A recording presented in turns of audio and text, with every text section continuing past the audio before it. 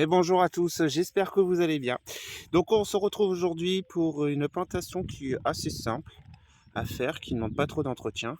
Ça va être les échalotes. Donc là je les mets dans les carrés potagers que j'ai préparés il y a quelques jours que la terre s'est réchauffée, etc. Donc voilà. Donc à savoir sur l'échalote. L'échalote, c'est comme l'oignon et l'ail, ils ont horreur de l'humidité. Donc moi l'avantage c'est que c'est en carré potager avec une bonne couche de terre qui tente bien de se réchauffer, qui va rester sous voile.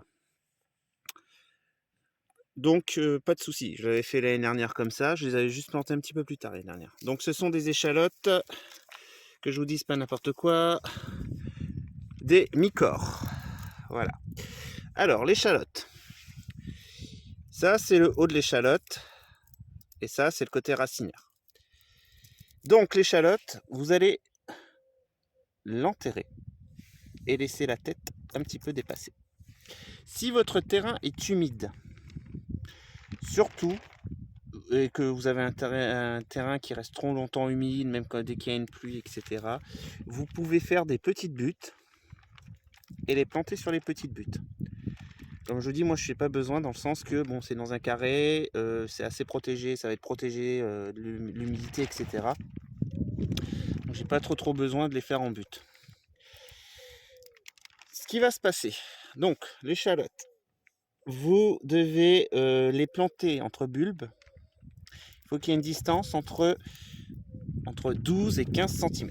Donc, pour pas me tromper cette année et bien faire les choses, j'ai ça, c'est une petite planche qui fait 14 cm, donc c'est très bien. Donc 14 cm entre les bulbes, et entre les rangs, il faut entre 25 et 30 cm.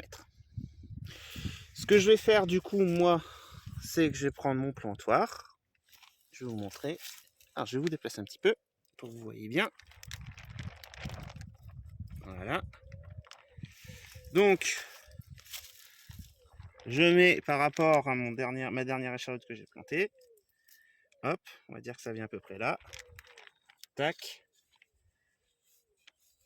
Vous faites un trou. Et vous venez planter l'échalote. Voilà. Et vous rebouchez un petit peu. Et voilà.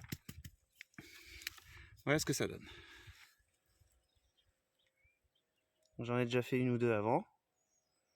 Vous voyez, celle-là, là-bas au fond, elle a commencé à germer. C'est pour ça que là, il ne faut pas que je traîne à les mettre. Et ce que je vais tenter cette année, c'est que je vais essayer de faire un semis d'épinards direct en semis en pleine terre avec à côté des échalotes pour voir ce que ça donne. Donc on verra. Donc comme ma planche fait à peu près 14 cm, si je leur fais un rang, je prendrai 2 fois à peu près la planche et je viendrai faire ma ligne après. Donc voilà, vous voyez, c'est pas bien compliqué de planter des échalotes. Ça ne craint pas le gel, mais je les laisse sous tunnel quand même parce que je suis embêté avec les oiseaux et les chats.